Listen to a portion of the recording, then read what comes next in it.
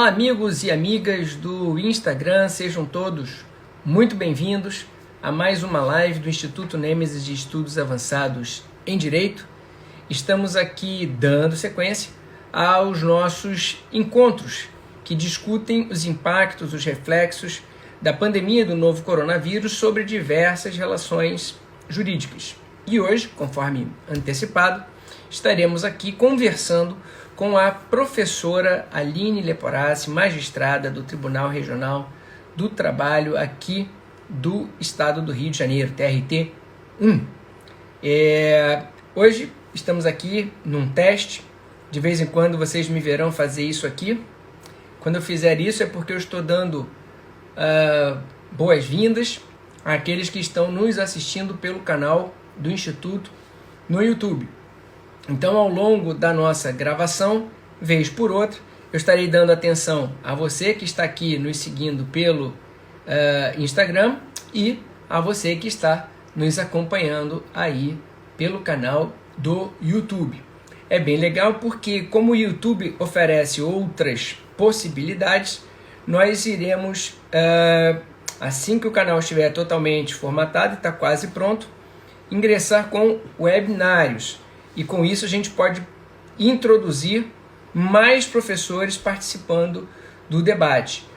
Pelo Instagram a gente fica limitado a um professor por vez e no YouTube nós temos uma maleabilidade maior.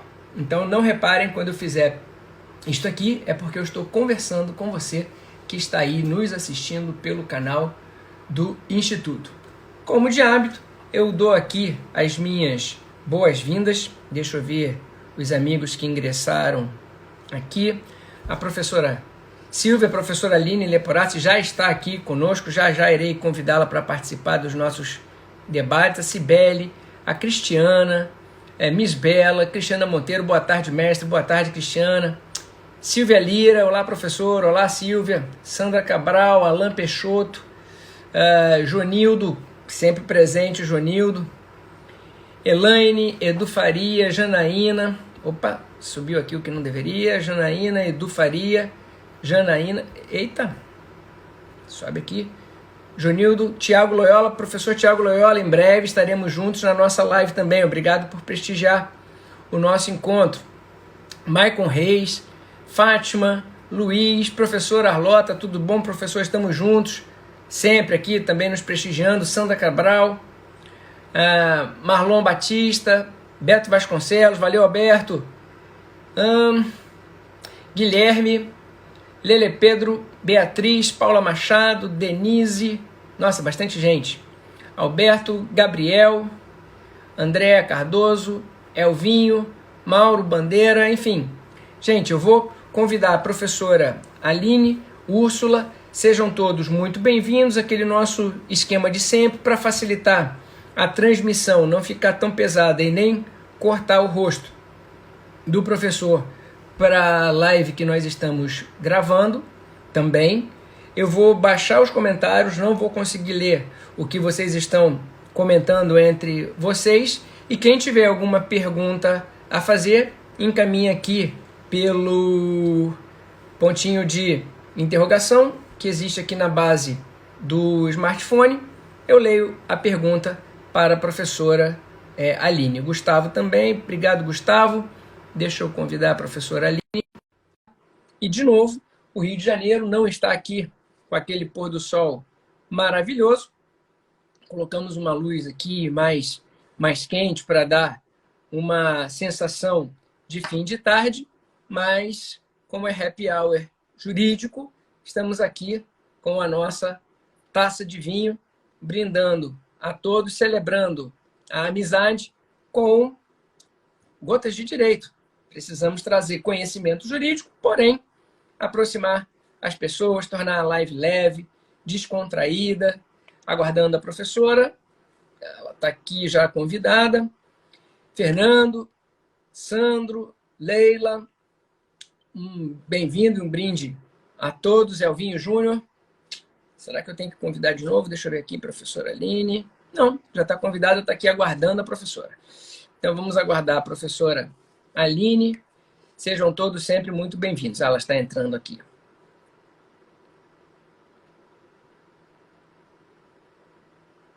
Não apareceu para mim. Ué, deixa eu convidar de novo a Aline. Adicionar.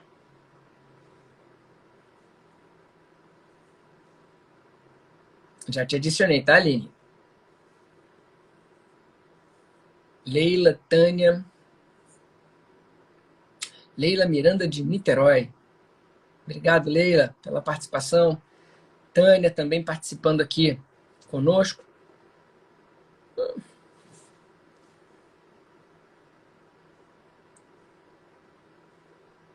Vou pedir para o Beto tentar contactar a professora. Tá agora aqui. Sim.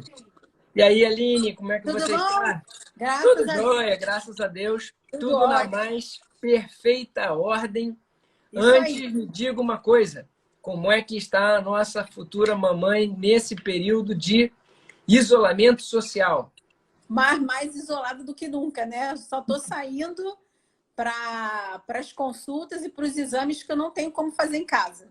Né? O Isso resto eu estou mesmo. trabalhando de casa, fazendo trabalho remoto, fazendo as aulas, fazendo as lives, fazendo de casa, obedecendo aquilo tudo que o médico mandou. E aí eu até conversei com o Alberto, eu falei assim, Alberto, tem que me colocar logo para fazer essa live, porque vai que o Bernardo quer chegar antes da hora. Aí ele falou, não, pode deixar. E não esquece, tem que terminar de gravar aquele módulo de atualização. Vai que o Não, Bernardo pode nasce. deixar. Não, a professora Vólia já passou tudo para mim, então até domingo já vai estar tudo gravado.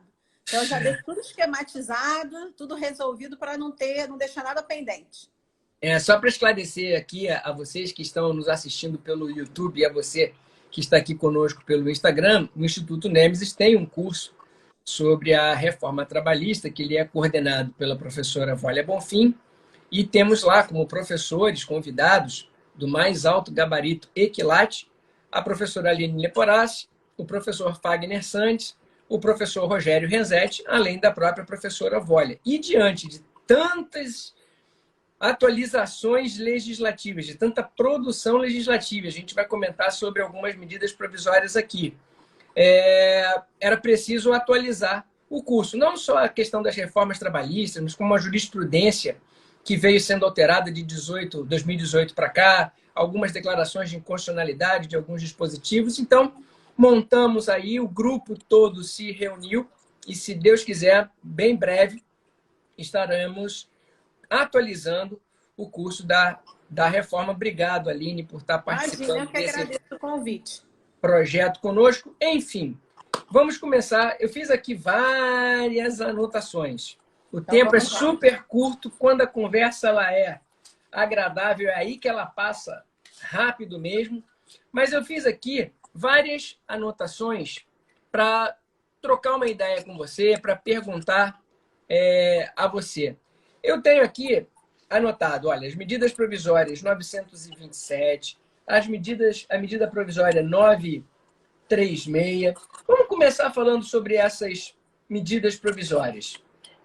A 927, que é exatamente aquela que trata dos acordos individuais e a gente trabalhando aí com ponderação de interesses. Você é magistrado, eu sou magistrado, a gente tem muito essa preocupação de preservar a essência das relações jurídicas. Eu não gosto de distinguir um contrato, a não ser quando é absolutamente inevitável. Provavelmente o mesmo aconteça na Justiça do Trabalho, apenas naquelas situações inevitáveis. E a gente está trabalhando aqui com situações anômalas, completamente fora dos nossos padrões usuais. Eu digo sempre, vou repetir sempre, a pandemia ela atingiu as relações jurídicas em sua integralidade. Ela não atingiu o sujeito A, o sujeito B, o empregador, o empregado, o fornecedor, o consumidor, o locador, o locatário. Ela atingiu a relação jurídica como um todo. Pegou os dois sujeitos, ou todos os sujeitos, ao mesmo tempo. E todos eles estão sentindo os efeitos negativos, econômicos, sociais de tudo isso. E vem medidas que, de certa maneira, interferem na legislação que tem o viés de proteção do trabalhador, entendido o trabalhador como o sujeito vulnerável da relação de trabalho. Como é que você, magistrada da Justiça do Trabalho, está enxergando essas novas medidas provisórias que têm esse caráter de flexibilizar um pouco as regras protetivas, mas com a finalidade de proteger a relação de emprego, o emprego em si e a renda desse trabalhador? Hoje, e você posso chamar de você, né? Lógico. Você destacou muito bem, a gente tem uma situação completamente anômala de tudo que a gente poderia imaginar que a gente poderia estar passando por esse momento, né? A gente poderia imaginar crise no mercado de trabalho, crise nas relações de emprego, mas ninguém poderia imaginar a proporção que isso ia tomar. E, independentemente da proporção, isso realmente afetou as relações jurídicas como um todo e da forma mais integral possível. Então, não é só o empregado que está passando por uma situação difícil, o empregador também. É só a gente sair na rua quando precisa sair e verificar a quantidade de estabelecimentos fechados. Isso necessariamente impacta, né, na vida do empregador e, infelizmente, ele não tem como efetuar os pagamentos que ele deveria efetuar para os seus empregados. Então, aquela ideia que a gente tem de hipossuficiência, claro que ela continua com relação à figura do empregado, mas há um abalo geral. Então, eu acho que a gente continuar com aquela visão muito ortodoxa ou muito legal ou totalmente legislativa de que tem que ser A ou B, sem flexibilizar, nesse momento eu acho que não dá para pensar assim. A gente precisa ter uma abertura maior das relações, né? Todo mundo vai sair prejudicado e nas relações de trabalho não tem como, infelizmente, não tem como ser diferente. Então eu sempre me pergunto assim, Aline, nas aulas, nas lives, ou então algum aluno vem conversar comigo em inbox falando, Aline, você acha que é justo, você acha que é correto? Não é o momento de pensar o que é justo agora. Então a gente tem que abrir uma flexibilização. Então, principalmente nessas medidas provisórias, eu acho que aquela que trouxe uma maior celeuma, uma maior problemática foi até a 936 com relação à questão dos acordos individuais, né, que podem reduzir salário e jornada, podem prever uma suspensão temporária do contrato, tanto que teve aquela ADI, né, 6363 no Supremo, enfim. E aí se perguntou, mas você acha que é razoável o Supremo, em plenário, ter decidido pela validade dos acordos individuais? Eu vou ser muito sincera. Num primeiro momento, se nós estivéssemos numa outra conjuntura, eu não acho que seria razoável. Eu acho que a gente, obviamente, teria que aplicar a Constituição para dizer que redução de salário só por acordo coletivo ou convenção coletiva. Mas estamos em outro momento. Não dá para pensar assim, né? Porque não adianta a gente levar tudo muito a ferro e a fogo, precisa da norma coletiva, não que eu acho que ela não seja necessária. Se houver, como a gente já tem notícia, que aconteceu com diversas categorias, muitas categorias não esperaram para fazer isso individualmente com seus empregados. Já chamaram o sindicato para conversar e já resolveram isso coletivamente. Ótimo. Mas algumas categorias não fizeram isso. Então, assim, o que adianta a gente ficar nesse momento de fazer uma leitura uma interpretação tão literal, daqui a pouco a empresa fecha e quando isso tudo passar, os empregados não vão ter para onde voltar. Né? Então, a ideia é colocar na balança. Então, eu acho assim, as medidas provisórias, claro, elas não são perfeitas, mas não tem como ser. Né? Sempre vai ter uma interpretação mais para um lado quanto para o outro, mas eu acho que, pelo menos, elas estão tentando fazer com que haja um equilíbrio entre essa relação trabalho e capital para que a gente mantenha, claro, a preservação do contrato de trabalho e das leis trabalhistas dentro do possível, mas sempre pensando na preservação da empresa, que é para onde os empregados vão voltar depois que isso tudo terminar. É muito difícil, né?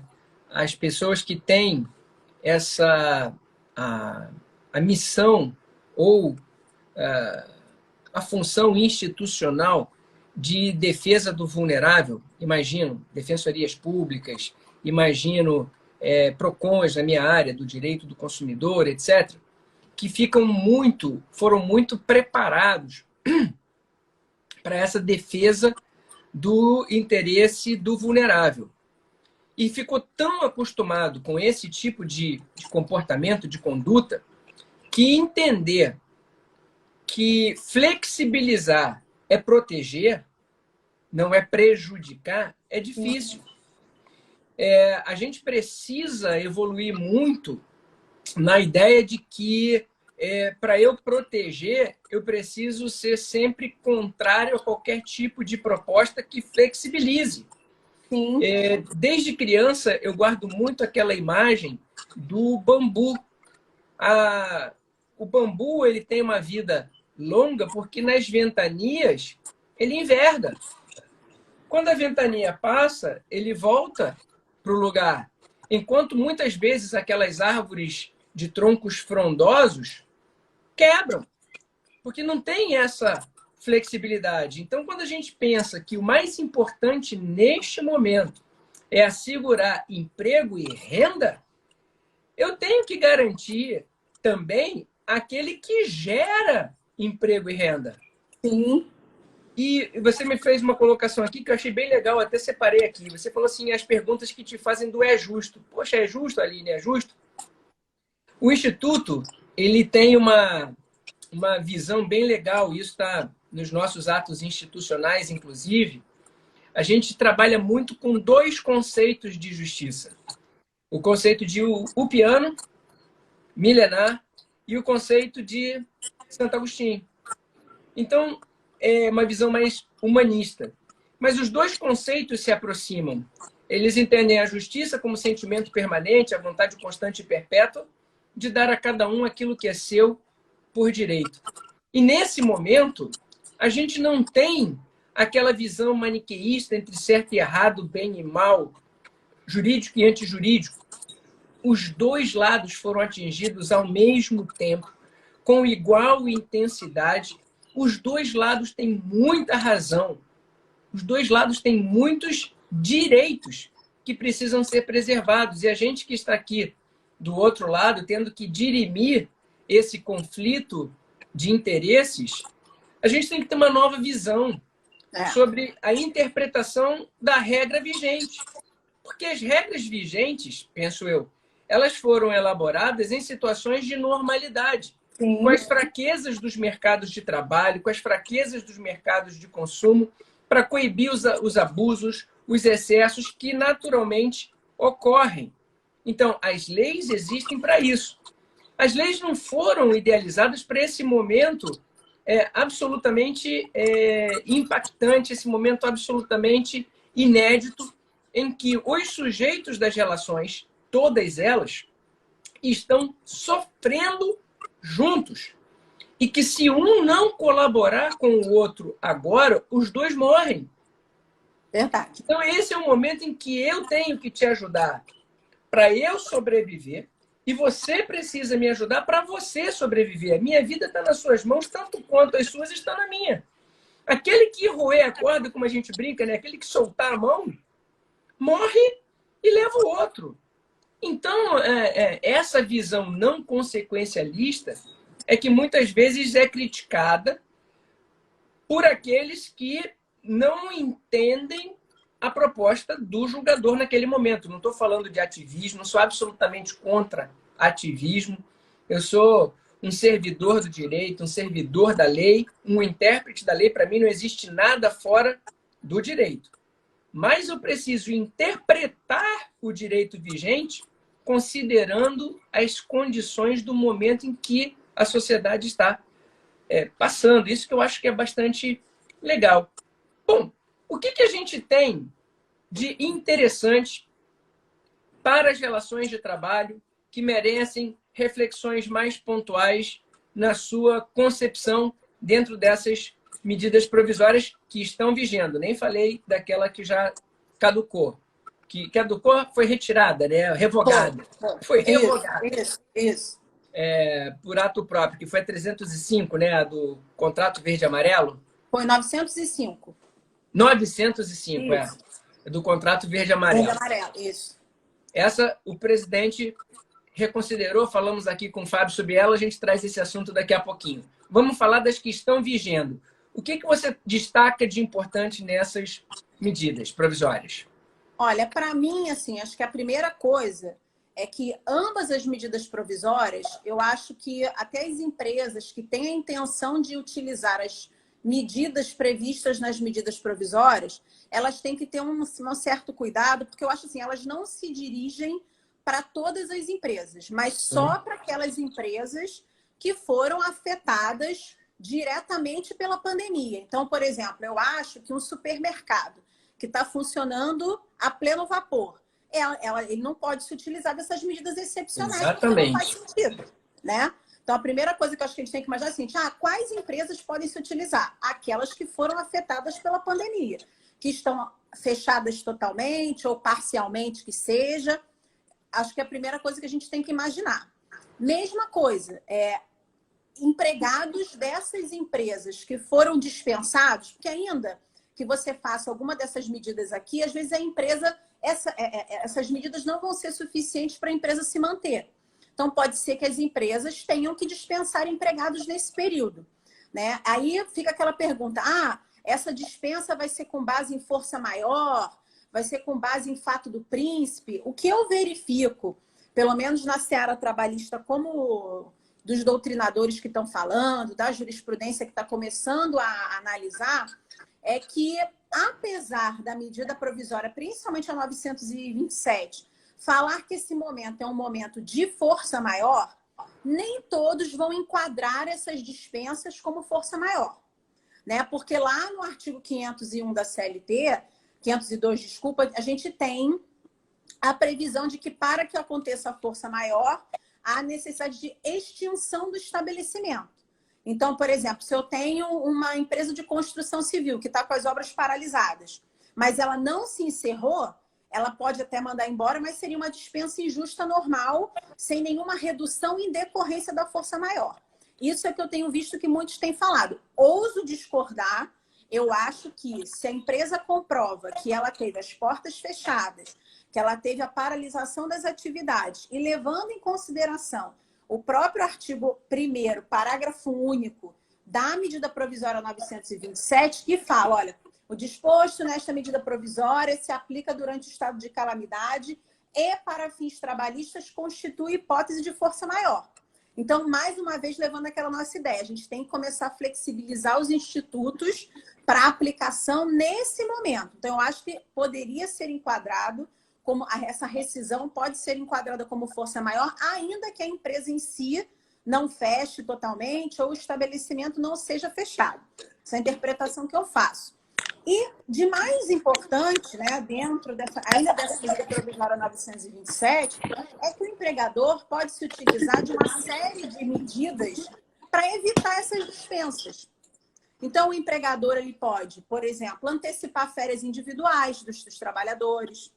Ele pode aplicar férias coletivas para os trabalhadores.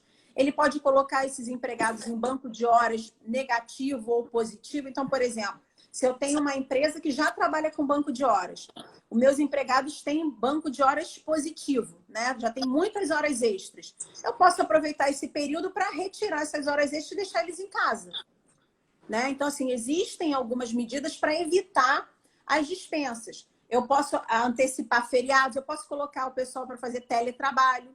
Inclusive, essa até é uma sugestão que eu dou, né? Que eu converso com alunos meus de turma de prática, enfim.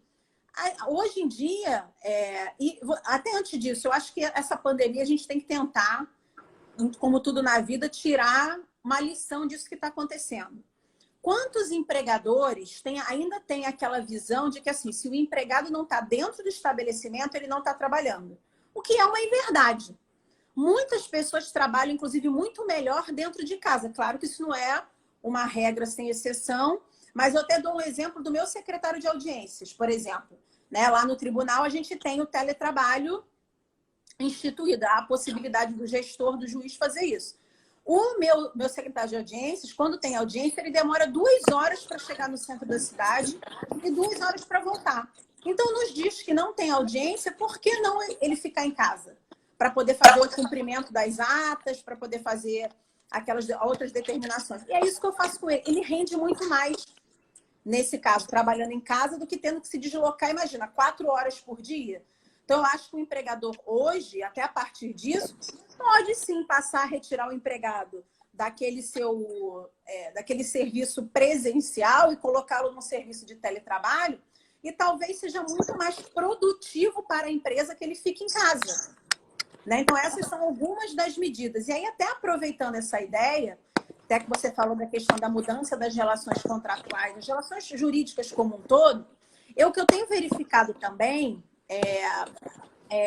algumas situações referentes a acordos judiciais que a empresa não está conseguindo cumprir. Né? Agora, puxando um pouquinho para o ramo processual. Então, imagina a seguinte situação. Foi feito um acordo lá comigo em audiência, sei lá, 6 meses atrás, para poder pagar em 10 parcelas. Tá, ok. Chegou agora na parcela de fevereiro, ou de março, na verdade, a empresa fechou um restaurante, por exemplo. O restaurante fechou. Eu recebi centenas de petições pedindo a suspensão do pagamento do acordo. Porque, olha, eu não tenho, se o dinheiro não está entrando, eu não tenho como pagar. Aí, vamos lá, numa situação normal, eu relevaria isso? Claro que não. Se fez o acordo lá atrás, tem que cumprir. Mas nessa situação, será que não dá para flexibilizar? Né? Que eu imagino que é o que você está vendo na questão de relação de consumidor, que quem não está conseguindo pagar ou quem não está conseguindo fornecer um serviço, porque, né? Eu vou dar um exemplo. Eu tinha chá de bebê marcado para chá de fralda para poder fazer agora em abril, eu tive que desmarcar. E o meu fornecedor, os meus fornecedores prontamente falaram, não, a gente deixa aqui como crédito e a gente faz num outro momento. É isso. Né? Você tem que começar a trazer uma flexibilização maior para as relações, justamente para evitar que coisas piores aconteçam depois que essa situação acabar. Eu estou aqui, meu celular estava quase acabando. Não, tem A problema. bateria, eu dei uma distraída hoje, que eu fiquei o dia inteiro com ele ligado e não botei. Quando eu vi agora, deu aquele alerta de bateria fraca, vai acabar, corri atrás do cabo, estava tudo tão ajeitadinho. Mas eu concordo com você em gênero, número e grau, e eu tenho utilizado uma estratégia que eu uso há bastante tempo para diferenciar quem está necessitando de ajuda e quem está tentando se aproveitar do momento. Então, eu costumo dizer o seguinte, a legislação excepcional é para aquele que gostaria de preservar o status atual, mas não pode. Ele quer, mas não pode. Diferente daquele que pode preservar o seu status, mas não quer. Sim. Então, quem quer, mas não pode, não consegue, está impossibilitado de dar sequência natural à sua relação jurídica, seja ela de consumo, seja ela de trabalho, seja ela uma relação paritária, qualquer que seja, ele quer preservá-la, mas não pode, precisa de um ajuste, é para esse que nós temos que voltar a nossa atenção e uma interpretação da legislação, ou da legislação vigente, ou da legislação excepcional que está sendo produzida para preservar a relação. Diferente daquele que pode preservar a sua situação atual. Você deu vários exemplos aqui, supermercados, empresas de delivery, empresas de tecnologia da informação, que estão crescendo Sim. nesse momento e querem se aproveitar dessa legislação que flexibiliza a regra protetiva num determinado momento ou sob certas e específicas condições para obter vantagem ou proveito. Esse a gente tem que agir com muito rigor. Essa conduta imoral, antiética, contrária mesmo ao princípio da boa-fé que deve imperar em todas as relações, ela tem que ser veementemente repelida. Agora, a gente tem que olhar com empatia, a gente tem que olhar com solidariedade, a gente tem que olhar com atenção para os dois sujeitos das relações que foi impactada pela pandemia, para tratar das feridas dos dois. Sim. E preservar aquela situação. Não vou cansar nunca de bater e frisar esse ponto. Como é que você está vendo a questão... Você chegou a ver a blindagem que a MP de hoje, da Vi. blindagem... Dei uma olhada assim por alto, mas vi. Cara, bom, vamos lá. Assunto do momento. Você conseguiu formar um juízo de valor a respeito dela, não? Olha, assim, pelo que eu li, eu não li todo, mas li aqueles aspectos principais.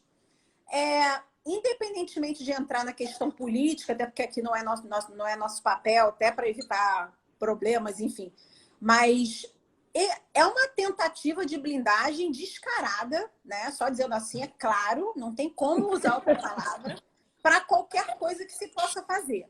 Eu até comecei a ler, enfim. Eu acho que, independentemente da tentativa de blindagem, você tem brechas para poder atingir a administração, caso ela seja efetivamente omissa ou seja imprudente, que é o que a gente acaba vendo em muitas situações, né? Que é só ligar o jornal ou em qualquer canal, ou qualquer veículo você verifica isso.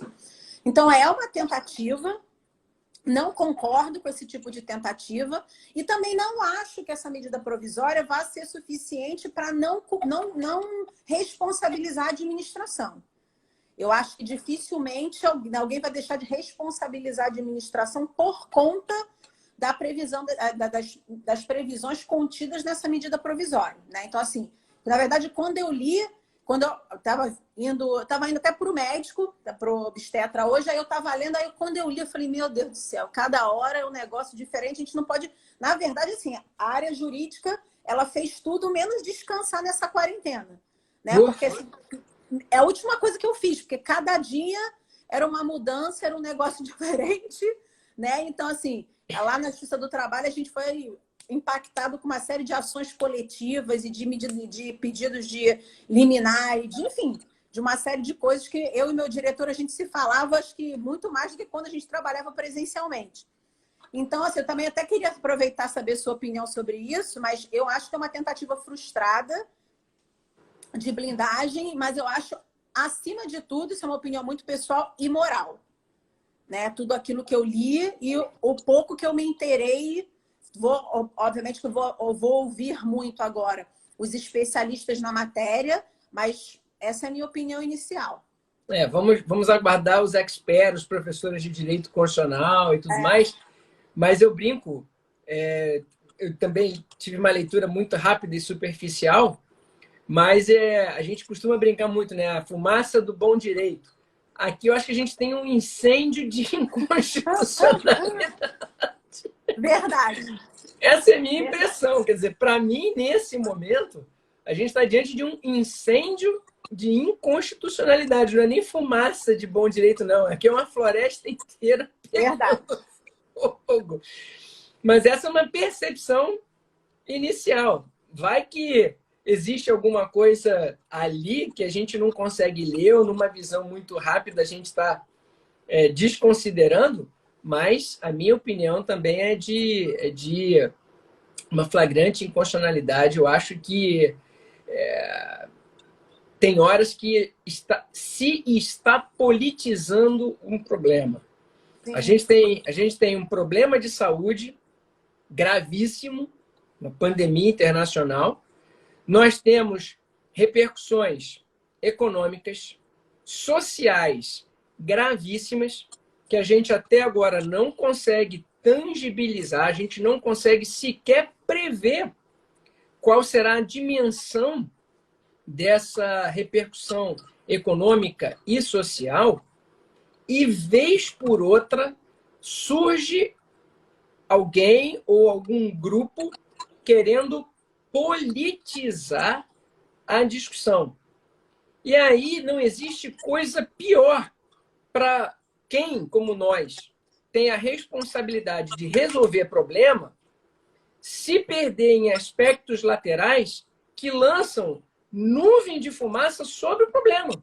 Sim. Ao invés de lançar luz sobre a solução, lança nuvem de fumaça sobre o problema, quer desviar a atenção ou tem um objetivo não muito claro por trás, enfim, eu acho que isso não contribui em nada. Isso para a gente é muito negativo, é muito ruim. A gente tem intenções boas, a gente percebe aqui nas medidas provisórias 905, 927, 936, não que elas sejam um suprassumo da técnica jurídica, não que elas estejam absolutamente adequadas aos valores ou princípios constitucionais ou do direito do trabalho de modo peculiar, mas a gente entende o espírito, a gente entende a intenção, trazer segurança jurídica, trazer estabilidade, trazer o norte para nós, julgadores, para eliminar um pouco o nosso subjetivismo nos julgamentos, para não ser uma loteria, pessoas idênticas em situações rigorosamente idênticas, empregados de uma mesma empresa que tenham soluções distintas em varas distintas. Então, eles tentam trazer segurança, estabilidade e tudo mais. Mas tem algumas coisas que a gente, quando lê, fica assim, pô, isso aí foi feito pelo estagiário do estagiário do assessor. Exatamente, exatamente. E dentro da, até aproveitando o gancho, essa questão da medida provisória, principalmente a 936, quando ela surgiu, que é aquele que instituiu o Programa Emergencial de Manutenção do Emprego e da Renda, quando ela surgiu, todo mundo foi muito contra, né? Aquela coisa, mas como é que vai reduzir a jornada e o salário? Ou então, como é que vai suspender temporariamente o contrato? E eu sempre falo aquilo que a gente conversou aqui desde o começo. Não é a regra geral, né? Não é a regra geral. Se a gente estivesse numa situação normal, isso sequer poderia ter sido aventado. Nem se cogitaria. Nem se cogitaria. Né? Isso seria para casos emergenciais, para quando uma empresa específica, isso através de acordo coletivo ou convenção coletiva, se a empresa estivesse passando por um momento de dificuldade financeira, ela se socorreria dos sindicatos para poder auxiliar, mas não de maneira genérica, isso sequer seria aventado. Mas a gente já dizer de antemão, não, tem que declarar tudo inconstitucional, então não, isso não vai ser válido, as empresas vão quebrar. E assim, eu não estou falando aqui aquela ideia de que, Aline, você é aquela juíza do trabalho pró-empregado ou pró-empregador, que às vezes as pessoas costumam fazer essa divisão, né? Não sou pró ninguém, eu estou analisando a situação que está se colocando aqui na minha frente, a verdade Ótimo. é essa. Né? Eu não sou pró-empregado ou pró-empregador, a situação está sendo colocada. Então, assim, aí voltando àquela história dos acordos que me pediram para suspender o pagamento. Numa situação normal, eu jamais suspenderia acordo de pagamento nenhum. Lógico que não, fez um acordo, tem que cumprir. Se não cumprir, tem a multa, antecipa as parcelas, enfim, como sempre aconteceu. Mas agora, muitas empresas não estão pagando, não é porque elas não querem, é porque elas não têm de onde tirar, elas estão fechadas. E você fez uma pontuação muito interessante, que também tem algumas empresas que estão querendo se beneficiar dessa situação, tipo assim, está todo mundo pedindo, eu vou pedir também.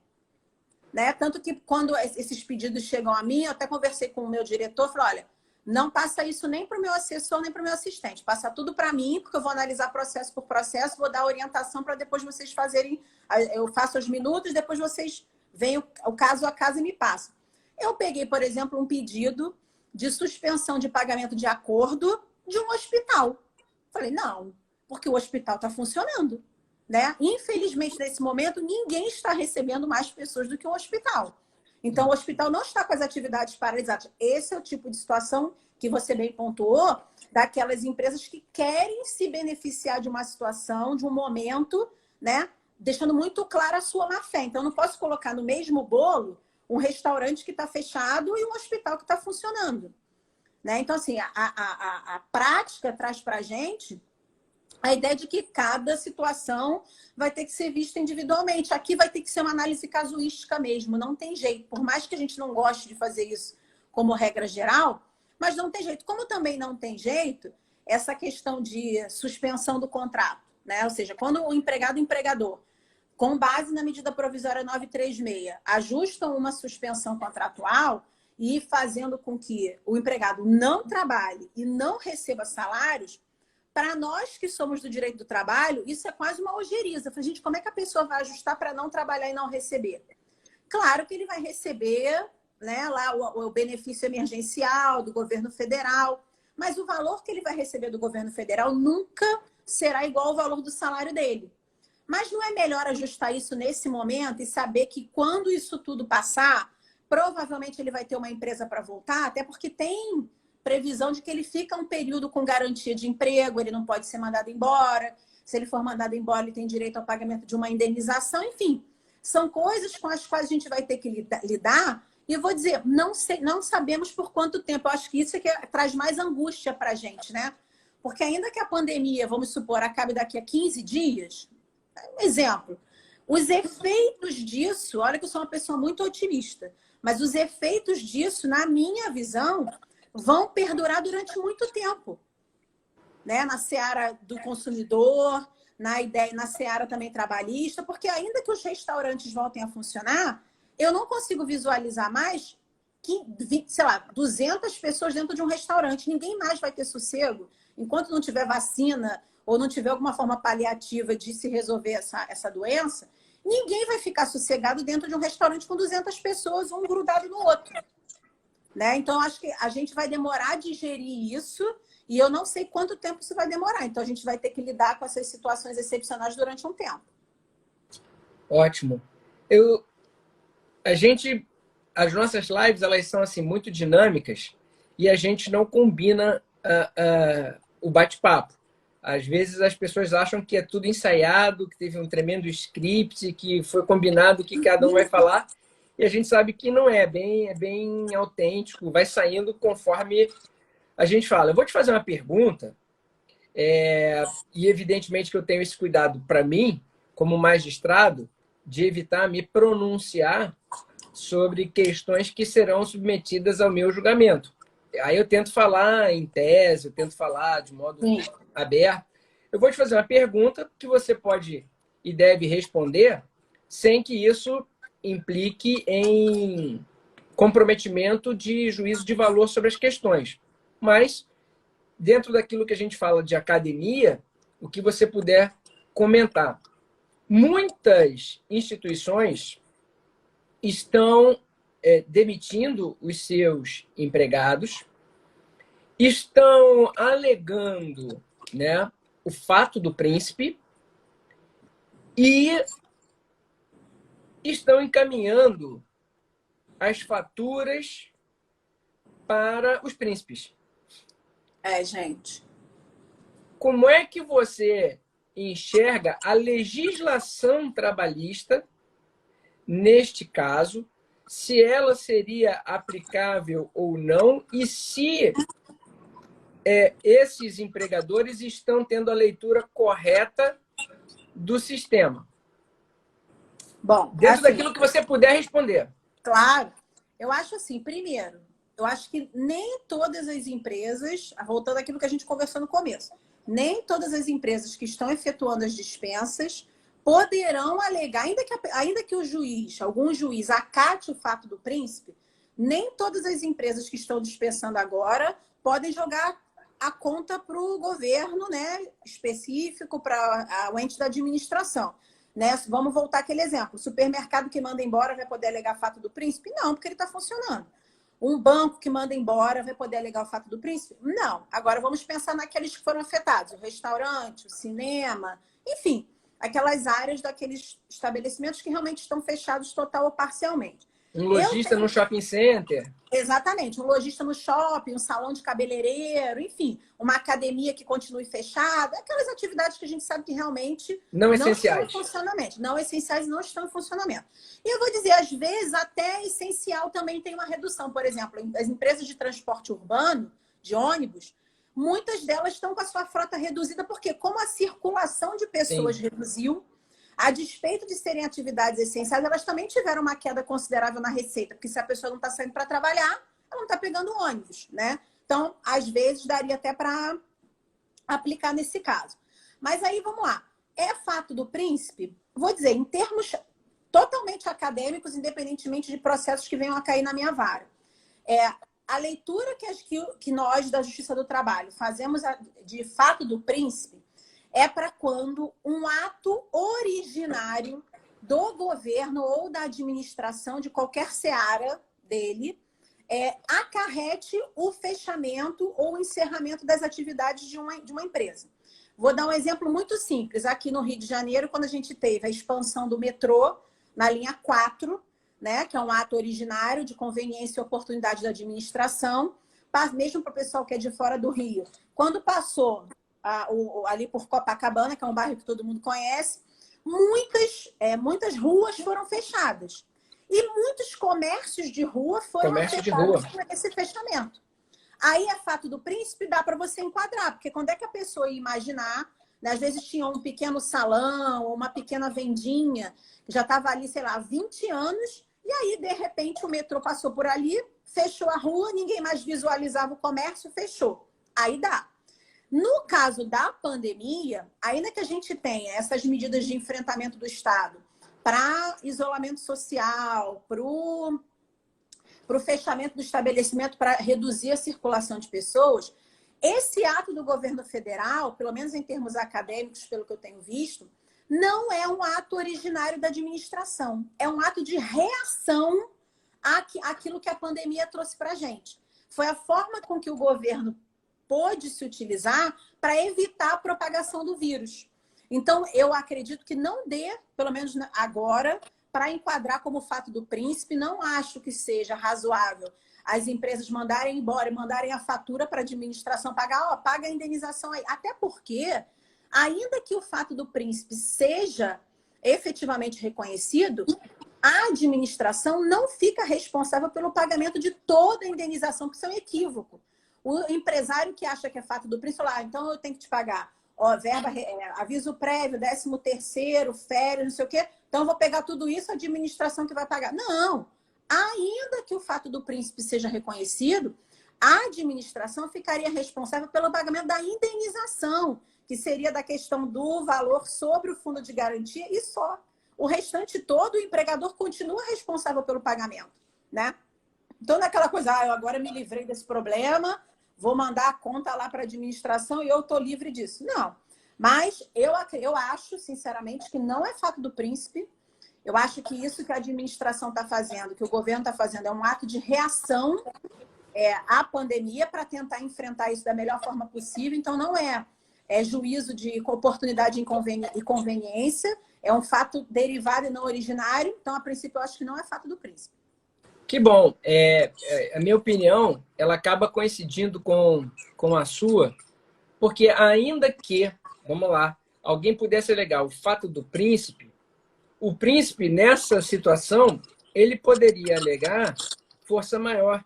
Ele poderia alegar um estado de necessidade coletivo, porque o que ele está fazendo? A própria legislação ela tem essa titulação. A gente está falando de medidas de enfrentamento, de questão de emergência de saúde pública internacional.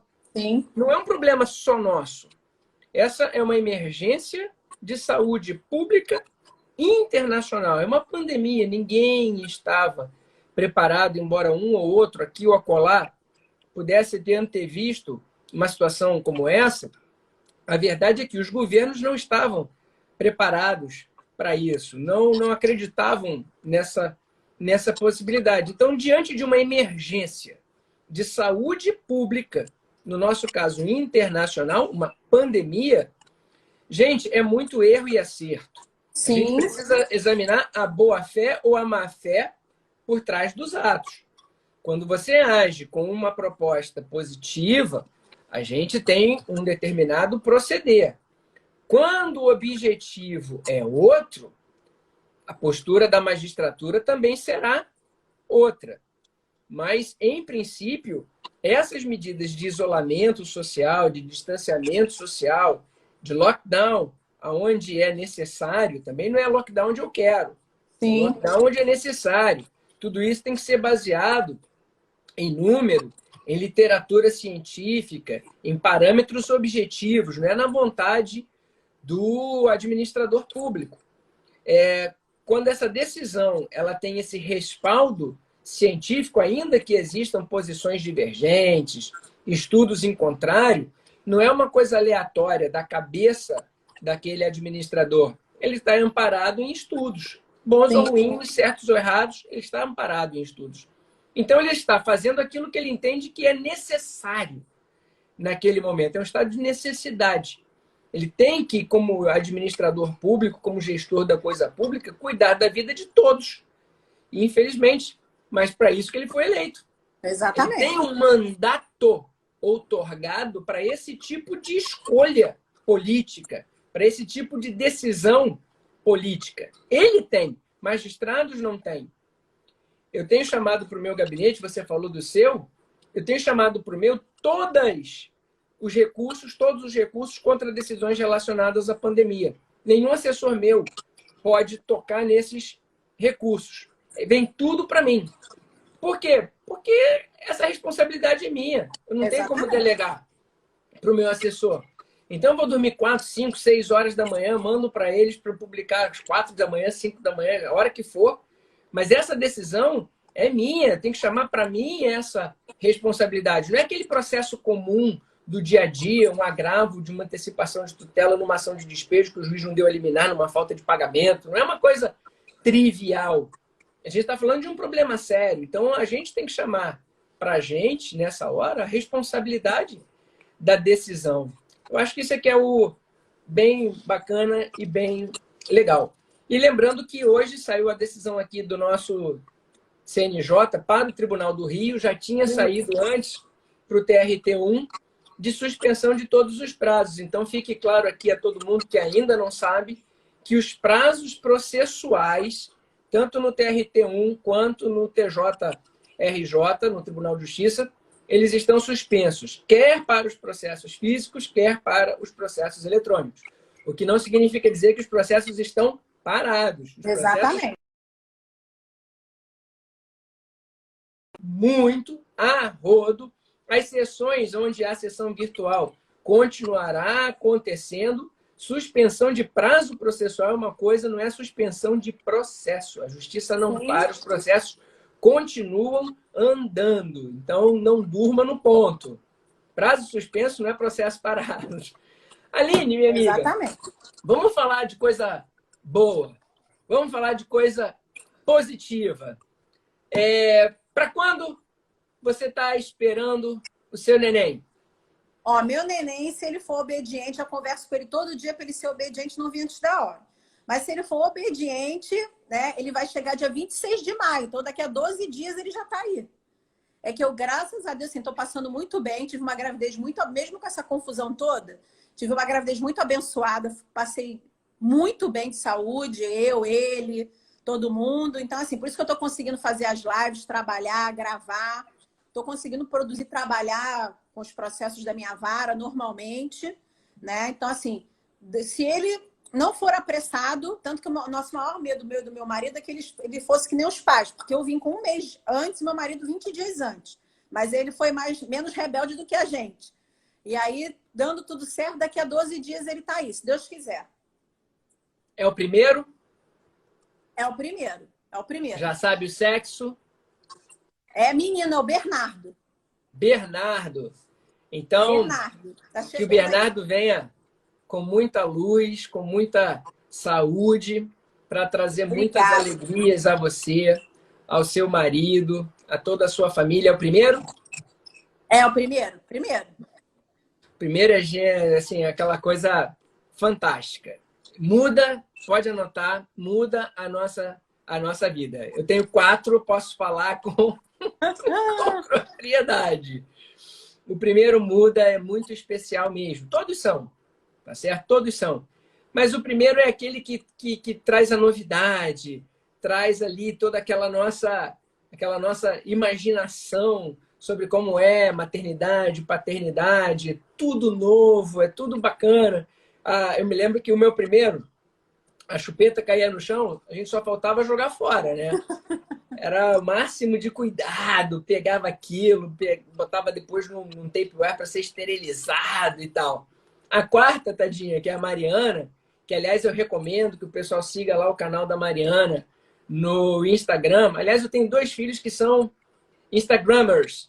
O Vitor, que é produtor musical, é músico, está lá com seus 19 anos apresentando as canções dele, venceu um concurso, Pai Coruja, recentemente. Vai gravar a música que venceu o concurso profissionalmente, já está aí com 19 anos, abarcando o espaço dele, numa área diferente da nossa, que é a música.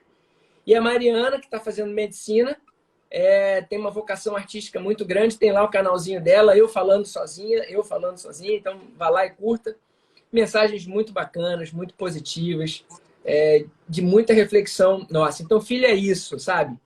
E a chupeta dela, quando caía no chão, a gente passava assim na camisa e enfiava. Era quarto, meu. O quarto Já sabe como é que é, né? O quarto é do jeito que for.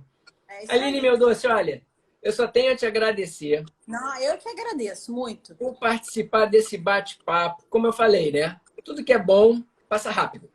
Já temos aqui já tá acabando. 55 minutos.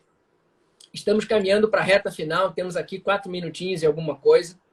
Mas eu queria trazer, nesse finalzinho, tem uma pergunta específica. Deixa eu aqui passar, então, a pergunta específica, que é do Gabriel. O Gabriel ele pergunta assim, do benefício emergencial, como funciona esse benefício? O primeiro da MP, acho que é a 936, não é?